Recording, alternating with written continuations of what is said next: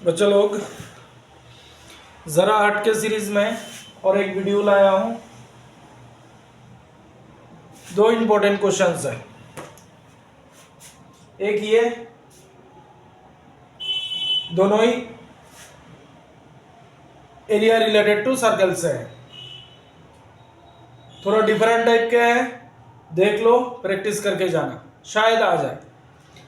Screenshot ले लो।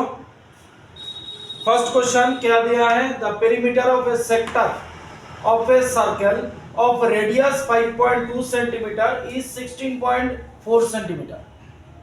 Question को समझो। यह सर्कल है, सर्कल का रेडियस है 5.2, रेडियस 5.2 ऐसे बना लेते हैं क्योंकि सेक्टर का बोला है। is 16.4। what is 16.4? एक्चुअली जो ये सेक्टर बना है, ये जो सेक्टर बना है ऐसे करके, ये जो सेक्टर बना है उसका पेरीमीटर है 16.4। हमें सेक्टर का एरिया पूछा है, तो सेक्टर का एरिया जो है उसका नॉर्मल फॉर्मूला है θ/360 इंटू पाई आर स्क्वायर। अब थीटा हमें मालूम नहीं है, तो इसके लिए एरिया ऑफ सेक्टर का और एक फॉर्मूला है, वो half into L into R, half into L into R. L क्या है? एल है ये जो सेक्टर बना है इसका जो आर्क है, ये आर्क है एल। अगर हमें एल पता चल गया तो हम इस फॉर्मूले से निकल सकते हैं। अब देखो, इसका पेरीमीटर दे दिया है कितना? 16.4। तो इसका पेरीमीटर क्या होगा? तो पेरीमीटर का सीधा सवाल, सीधा सा जवाब जो है, जो बाउंड्री है, तो इससे हम लिख सकते हैं इस सेक्टर का जो पेरीमीटर है, रेडियस प्लस ये arc length plus again this radius equals to कितना गिवन है? 16.4। तो आर तो हमें पता है 5.2 plus L plus 5.2 equals to 16.4। तो एल कितना हो गया? 10.4 plus L equals to 16.4। L आ गया 6 सेंटीमीटर। तो इस फॉर्मूले में बिठा दो, हाफ इंटू एल कितना है? 6, आर कितना है? 5.2। 2 से इसको काटो 3, 3 2 जा 6, 3 5 जा 15, 15.6 सेंटीमीटर। कॉन्सेप्ट क्या है? ये नया वाला जो फॉर्मूला है, ये नया वाला जो फॉर्मूला है ये यूज होगा। इस फॉर्मूले से हम इसको कर नहीं सकते। जो देख लो, आसान था, 2 मार्क्स के लिए इंपॉर्टेंट है। नेक्स्ट आते हैं इसमें, ये रब कर देते हैं। अच्छा, क्या दिया है? देखो, दो सेमी सर्कल है, दो सेमी सर्कल है, having ready 9 centimetre and 6 centimetre. ये छोटा है, इसका रेडियस है 9 सेंटीमीटर,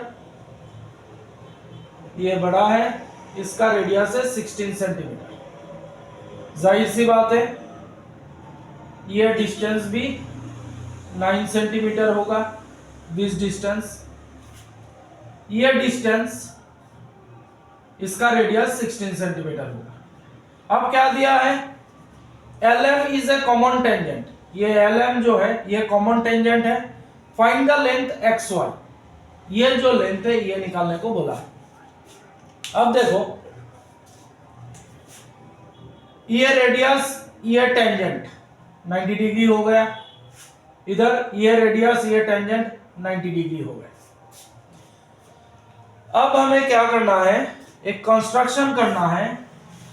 इस पॉइंट से इसके ऊपर एक परपेंडिकुलर खींचेंगे,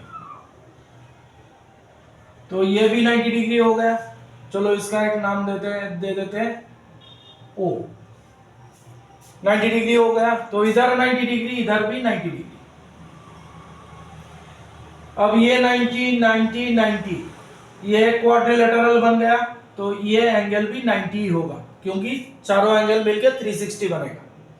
अब देखो ये एक्चुअली एक क्वाड्रिलेटरल है लेकिन ये एक रेक्टेंगल है। अब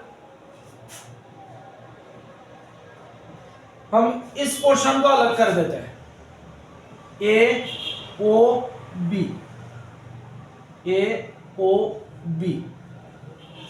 तो अगर हमें ए ओ पता चल गया, रेक्टेंगल है, तो ये साइड ए ओ का इक्वल होगा, मतलब एक्स वाई ए ओ का इक्वल होगा।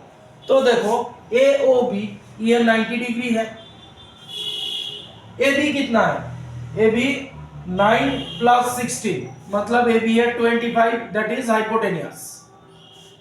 अब दिस इज 9, दिस इज 16, तो ये 16 है, ये 9 है, मतलब ये पोर्शन जो वाई ओ पोर्शन है ये भी 9 होगा। ओ बी पोर्शन कितना होगा, 16 - 9 =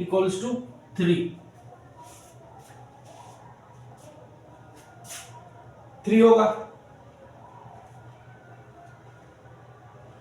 गलत लिया है, सही तो है, 9 और 16, तो इधर से इधर परपेंडिकुलर खींचा, दिस इज 9 9 सॉरी गलत लिखा 7, तो ओ बी हो गया 7। अब ये राइट एंगल ट्राइंगल है, ये 90 डिग्री है, तो ये हाइपोटेनियस है, तो हमें ए ओ निकालना है। तो लगा दो Pythagoras theorem, hypotenuse square equals to perpendicular square plus base square. तो हमें इसको परपेंडिकुलर मान लेते हैं, इसको बेस मान लेते हैं, हाइपोटेनियस तो है ही, 25 स्क्वायर इक्वल्स टू, इसको परपेंडिकुलर ले लेते हैं 7 स्क्वायर प्लस बी स्क्वायर, तो 625 equals to 49 plus B square बोलो तो इसको बेस ले लेते हैं ए ओ स्क्वायर, तो ए ओ स्क्वायर कितना आएगा, 625 - 49